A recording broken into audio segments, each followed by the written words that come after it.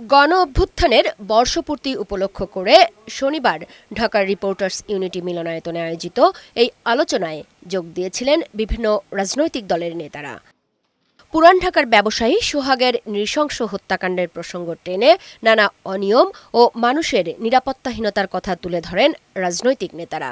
সরকারকে দায়ী করে করেন কঠোর সমালোচনা। আমার অনুরোধ, জানি না এই অনুরোধ কাজ হবে কিনা, আমাকে সহ আমাদের সবাইকে প্লিজ, আর যাই করেন আমাদের কর্মকাণ্ড যাতে আওয়ামী জাহেলদেরকে অতিক্রম করে না যায়।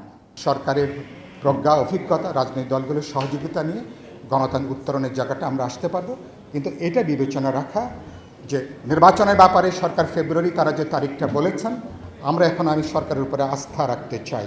বাংলাদেশটাকে যথেষ্ট পেছনে নিয়েছেন, আর না বাকি ব্যাপার আল্লাহর ওয়াস্তে বাংলাদেশের 18 কোটি মানুষ যারা এই দেশেই থাকবে, এই দেশেই তারা জন্মাইছে, এই দেশেই তারা মরবে, তাদের হাতে ছেড়ে দেন।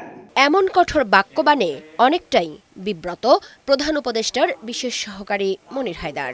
আমরা ঐক্যবদ্ধভাবে জাতি হিসাবে অগ্রাধিকার ভিত্তিতে যে কাজগুলো করা দরকার ছিল স্বাধীনতাকে পরিপূর্ণভাবে পুনরুদ্ধার করবার জন্য, সেই কাজগুলো সামগ্রিকভাবে আমরা সবাই ঠিকঠাক মতো করে উঠতে পারিনি। এটা আমি সরকারের সঙ্গে থেকেও আমি কথা বলবো। রাজনৈতিক দলের অন্তকোন্দল, যুব নেতাদের চাঁদাবাজি এবং আধিপত্য বিস্তার ও হানাহানির উদাহরণ এনে নেতাদের প্রতি সংস্কারের পাল্টা প্রশ্ন ছোড়েন আলী রিয়াজ। আপনি পার্লামেন্ট তৈরি করবেন এই কারণে নয় যে ব্যক্তির বন্দনা হবে, আপনি পার্লামেন্ট এই কারণে তৈরি করবেন না যে নির্বাহী বিভাগের সমস্ত রকম অত্যাচার নিপীড়নকে রাবার স্ট্যাম্প দেবে। আপনাকে তৈরি করতে হবে সেই পার্লামেন্ট, যে পার্লামেন্টে কেবলমাত্র ক্ষমতাসীনদের আধিপত্য থাকবে না।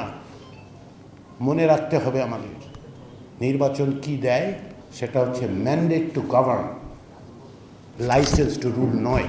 বলেন, নির্বাচন ও সংসদ সবই করা যাবে, তবে রাষ্ট্রের প্রাতিষ্ঠানিক কাঠামো শক্ত এবং বৈধ খুঁটির উপর না দাঁড়ালে কিছুই ঠিক থাকবে না। যতক্ষণ না পর্যন্ত আমরা বুঝতে পারবো, যতক্ষণ না পর্যন্ত এই স্বীকৃতি আমরা দিতে পারবো যে বাংলাদেশের মানুষের গণতন্ত্রের সংগ্রাম, বাংলাদেশের মানুষের সংগ্রাম, জনগণের সংগ্রাম, ততক্ষণ পর্যন্ত আমরা সীমাবদ্ধ চিন্তা দিয়ে, দলীয় সংকীর্ণতা দিয়ে, সামান্য অর্জনের লোভে বাংলাদেশের মানুষের সঙ্গে বিশ্বাসঘাতকতা করব। আমাদের আয়নার সামনে দাঁড়ানো দরকার। মুক্তা মাহমুদ, বৈশাখী সংবাদ, ঢাকা।